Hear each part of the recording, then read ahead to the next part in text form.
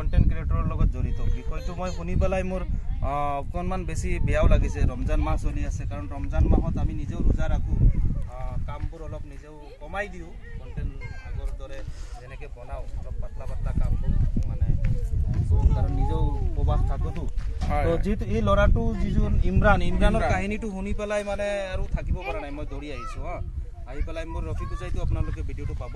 আৰু পৰিয়ালটো মানে ৰায়ত থাকে এই আলম নামৰ এই এজন ঘৰৰ ইয়াত যুৱকৰ ঘৰত ৰায়ত থাকে আৰু তেওঁ বৰ্তমান কোমাত গুচি গৈছে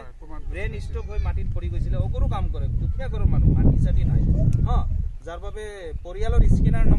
স্কেনাৰ লগাই দিছে আশ্ৰফ দাই লগাই দিছে আৰু আশ্ৰফ দাৰ ভিডিঅ'টো আপোনালোকে শ্বেয়াৰ কৰি দিব আশ্ৰফ দাও ভাল কাম কৰি আছে না তেওঁক ছাপোৰ্ট কৰিব আৰু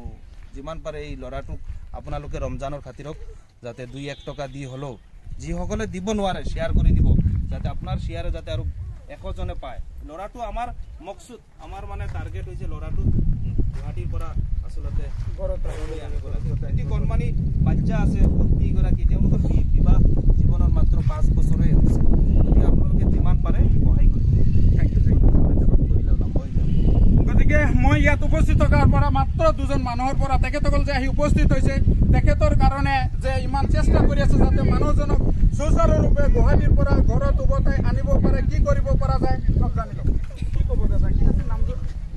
ইমৰান হুছেইনক যে বৰ্তমান জিএমচিত আছে এনেকুৱা পৰিৱেশ ৰাইজক কি আহ্বান কৰিব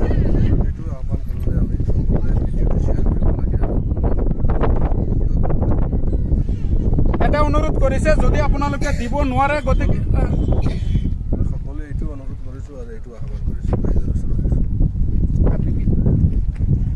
আপোনালোকে যিমান পাৰিব ভিডিঅ'টো শ্বেয়াৰ কৰিব পাৰিলে আপোনালোকে 2 টকা হওক 1 টকা হওক 5 টকা হওক মানুহটোক যিখিনি সহায় কৰিব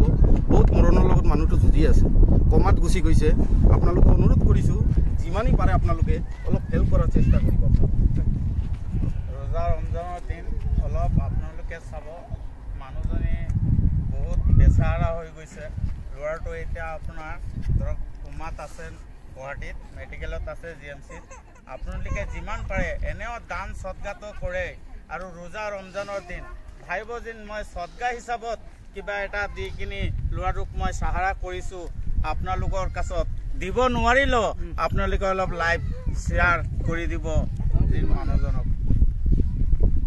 এইজনে হৈছে ইমৰানৰ ঘৈণীয়েক যিজনে বৰ্তমান ঘৰত আছে হাজবেণ্ড কিন্তু জিএমচিত আছে গতিকে আপোনালোকে এই মহিলাগৰাকীৰ খাতিৰত এই কেঁচুৱাটোজনৰ খাতিৰত আপোনালোকে কিবা এটা দি স্ক্ৰীনত দিয়া নম্বৰত আপোনালোকে যোগাযোগ কৰি জানি পেলাই তেখেতৰ লগত আলোচনা কৰি এনেকুৱা মানুহক অলপ সহায় কৰক যাতে ইমৰান বাচি ঘৰত সুচাৰুৰূপে সুস্বাস্থ্যৰূপে আপোনালোকে ঘৰত উভতাই আনি দিব পাৰে মই অলপ তাইৰ পৰা জানিবলৈ চেষ্টা কৰিম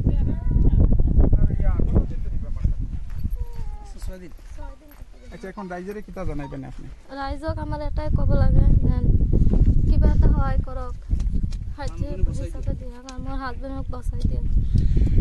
বিনম্ৰতাৰে মই এটাই অনুৰোধ কৰিম অসমবাসী ৰাইজৰ ওচৰত যাতে এনেকুৱা এটা ফেমিলিক যদি আপোনালোকে সহায় কৰে এই সহায়ৰ দ্বাৰা আপোনালোকৰ এনেকুৱা স্থানত কামত আহিব যিটো স্থানত আপোনালোকৰ টকা পইচা কামত নাহিব এনেকুৱা সময়ত এইজনী মহিলাক এইজন পৰিয়ালক যদি আপোনালোকে সহায় কৰে এই সহায়টো তেনেকুৱা পৰ্যায়ত আপোনালোকৰ কামত আহিব গতিকে এইখিনি আছিল আপোনালোকে ভিডিঅ'টো শ্বেয়াৰ কৰি দিব কাৰণ যদি দিব নোৱাৰে এনেকুৱা এটা মানুহৰ ওচৰত যাব যিজন মানুহে সহায় কৰিলে এই ফেমিলিৰ কাৰণে উপকাৰত আহিব গতিকে এইখিনি আছিল সকলোৱে ভালে থাকক সুস্থ থাকক জয় আই হওক